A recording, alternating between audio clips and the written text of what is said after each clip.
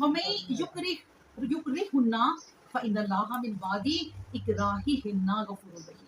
अल्लाह कहता है कि देखो, अगर वो मजबूर कर दी जाती हैं और वो मजबूरी में फिर बुरा काम करती हैं तो अल्लाह उन्हें माफ़ कर देगा, क्योंकि अल्लाह गफूरुर रहीम है, अल्लाह उन्हें माफ़ कर देगा। अब देखिए, ये जो आयत अल्लाह ने की है ना, उस वक़्त क्या था कि उस वक़्त मैं आपको बताऊँ कि अब्दुल्ला बिन उबई बिन सलूल जो था, नबी करीम सल्लल्लाहु अलैहि वसल्लम के ज़माने में मुनाफिक, वो क्या करता था? उसके पास लौंडियाँ थी, वो लौंडियों से गलत काम कराता था। अपने कोई मेहमान आ गए तो उनको सजा सजू के भेज देना, चलो भी इनकी दिल लगी के लिए जाओ, उनसे उनसे नचवाना, नाच करवाना, डांस करवाना, इस तरह के काम करवाता था। तो अल्लाह तबारक व तआला ने ये आयत उतार दी, और वो मजबूर होती थी करने पर, करना नहीं चाहती होती थी कि हम ये काम नहीं करना चाहते। कई बांदियाँ मुसलमान हो गई हुई थी और वो कहती थी कि हम अपनी ज़िंदगी जो है ना वो अच्छी गुजारें इस्लाम के मुताबिक। मैं आपको बताती हूँ यहाँ से पढ़ कर ही कि एक रवायत में है कि उस लौंडी का नाम मसीका था और थी ये इस्लाम वाली। तो ये बदकारी से इनकार करती थी।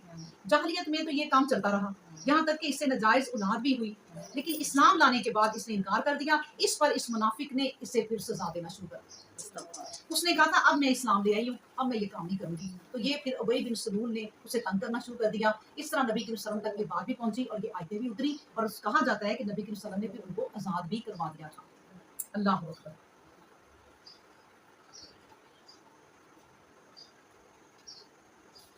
फिर आगे हम पढ़ते हैं, बस आखिरी है कि वला कद अंजलना अलैकुम, और अलबत्ता तहकीक, मतलब ये है, वला कद का मतलब ये होता है कि अब यकीनन, अंजलना हमने नाजल कर दिया, अलैकुम तुम पर, आयातिन मुबय्यिनातिन, देखो कितनी वाज़े आयतें तुम पर हमने नाजल कर दी हैं, और मसलन, और मिसालें, मिनल लज़ीना, उन लोगों की, खलाओ जो गुजर चुके हैं, मिन कब्लिकुम तुमसे पहले।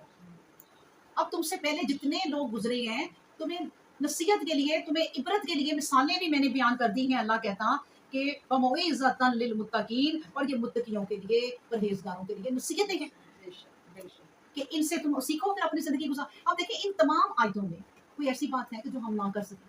हमारे साथ भी यही कुछ है ना, सारे माशरे में बांदियां हैं, गुलाम हैं, मतलब हम इन्हें नाम देते हैं अब नौकरों का, यानी कि हमारे, या फिर जॉब करते हैं जो लोग किसी की फैक्ट्री में, बड़ी बड़ी फैक्ट्रियों में जो बेचारे जॉब करते हैं, उन पर भी बड़ी पाबंदियां होती हैं।